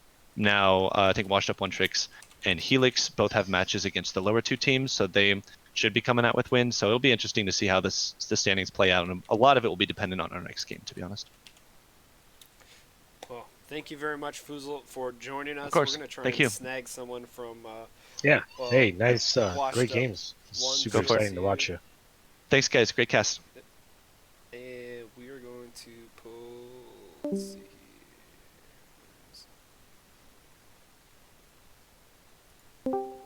Welcome. We have Tuba from the top lane for Washed Up One Tricks. Hello. Okay, Freddie, stop making. Please stop making brass instruments jokes. Tuba, do not listen to like part of game 2, or was it game 1? Freddie made a perfect setup, and I totally botched the musical aspect of it. Almost. I'm just speaking his language. All right. Okay, so as we know, Tuba, you are kind of more of a carry, a bruiser type player. What was your team's decision to go like all tank with Senna as your AD carry for game 1? We really like the Senna and what we call Senna and Beefy Boys, where we're just like Senna in a front line. Fuzel definitely like pointed out our mistake of picking Lissandra. We talked about it. Actually, it's funny that he said he thought we were going to pick Corki because Gelati had mentioned a few times during that game that he was like, "Oh, I should have picked Corki." We talked about this at the caster desk. We're like, where's Corki? Yeah. So everyone was on the same page there. It definitely should have been Corky. I think even then, we definitely got outdrafted very hard game one. Even with Corky, it would have been a tough game. Um, but that's how it goes. No, yeah. So kind of talk about the pace and space, as the NBA likes to call it now, of the game one to game two. The game one, everyone waited to hit six, and then the hard engages versus game two, which was fight or flight the entire time.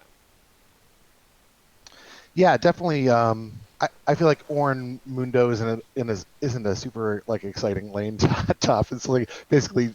Actually, I was talking to Jarmello afterwards, and I felt like I was just like waiting for him. He was like, "Yeah, we just farmed until I was strong enough to kill you," because it's like Orin can't put a ton of pressure on Mundo because Mundo can like sustain a lot of it, and I was just kind of like farming, watching him farm, and it was like not a super exciting game, and it felt like this like inevitable fate like moving against us in game one.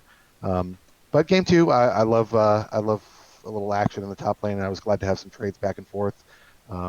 Our team tag is definitely Tuba is dog shit for a reason. We got the that's our club tag that we're all in. I feel like there's many games where I'm feeding kills that I maybe shouldn't. But at least we had a team comp to be able to come back in game two. Yeah, so kind of touch on the fact that your guys' team comp, particularly in game two, this is not something that most people would see A in the meta in solo queue, or B in meta in like professional play, or even of the other divisions. Kog'Maw in a Yumi bot lane with a Trundle in the jungle that built full damage. Like what? Yeah, I think Trundle can afford to build full damage if they have some tanks for him to, steal stats. Mm-hmm. Definitely, like I think after his two damage items, he definitely built tank probably from then on out. He was starting to build a Spear Visage at the end. Um, but yeah, I think Kog'Maw's always been a good thing for us to fall back on. We've like long time. Bixby started playing with us a little more recently, but like we've played like LAN tournaments together because we live relatively close to each other, and we've used Cog for a long time at those kind of situations. No, yeah, I was pretty excited. So I don't know if you sounds like you listened to the interview with Fuzel. Yeah, Um, definitely. you guys made playoffs with the 1-1 tonight, so congratulations. Congratulations to us, and congratulations, of course, to Spacemen Spiff again. For it was a good series, and nothing but respect for Fuzel. We've known Fuzel for a long time too, so always glad to play against him. So Team Tempest and Helix are the other two teams in the division here. Everyone seems to be kind of trading like some wins off of each other. Mm-hmm. Uh, Now that this is season two, and you've played against either the teams fully themselves or individuals, kind of consistently in this division, how like how do you compare that to like season zero, season one, like the competitiveness? Yeah, I mean, it seems like a really close like group overall in Ionia. It seems like it's a close, and it's been fun so far. We definitely are looking forward to getting some more games against Helix. We went 1-1 against them last season, and then didn't get to play them in the finals. We were hoping to, and then lost to Tempest in the semifinals. So we went 1-1 against them last season and 1-1 against them this season, and we're really hoping to get a little more against them because it just they're a fun team to play against. Mm-hmm. Well, I'm definitely glad to see you guys doing as well as you are, and showing the rest, not only the division but the rest of the league, that if you work together as a team and you come up with a good plan and you kind of trust each other to carry you, that you can pretty much get through kind of everything, even if it's a little bit of a rough laning phase where you're inting in the tower. Power of friendship. Thank you very much, Tuba. I'm gonna send you off, and once again, congratulations on the game two win. Thanks. Okay, Freddie. So, what do you have to say for like our little bit of interviews here, and we'll wrap it up. I think it was nice. The play was great. Teams are great. Sportsmen on both sides with just a lot of history behind them. Yeah, pretty much sums it up there. So, uh, once again, it is a 1-1 score as Washed Up One Tricks and Spaceman Spiff both capitalize on their victories tonight to secure playoff positions, tying them up with uh, Team Tempest all at 5-3 in the Ionian division, all looking up at Helix sitting up there, I think at 7-1. So, excellent. This is the last week 4 game, as they had to schedule conflict, had to be played the first day of week 5. So make sure that your week 5 matches are being scheduled properly. They're getting on the casting calendar. They're getting on the schedule properly, as we playoffs are going to be super impacted in this final week. I can't wait to see all the divisions break down. Going into the playoffs and see who's going to come on top and the seedings and all of that. I'm super pumped. This is like, we kind of had that little dip kind of in the middle there, but I want to like finish this season super strong, and so we can get everything going. Make sure that, like I said, get your games on the schedule and check out the YouTube for the VODs, check out the Twitter when things get posted, hang out in the Discord, talk to all the other teams, all the other players. We have a coach's room if you want to get some help there. We have a Legion of Runes Terra room if you want to learn all about the cards, TFT, just And everything. if for some ungodly, unknown, unforeseeable reason you'd want to be in our spot right here, we've got a stream and a casting team. Oh, yeah. Hit up the streaming Yeah, casting team. Do I heard not. they're pretty lame. Oh, yeah. Check out Shadow. Shadow is the point man on that. So I know we're trying to get in. There's 3 matches on Saturday. They overlap, so I think we're only going to be able to get in 1 in. And then this coming Sunday, there are 4 matches, but some of those also overlap.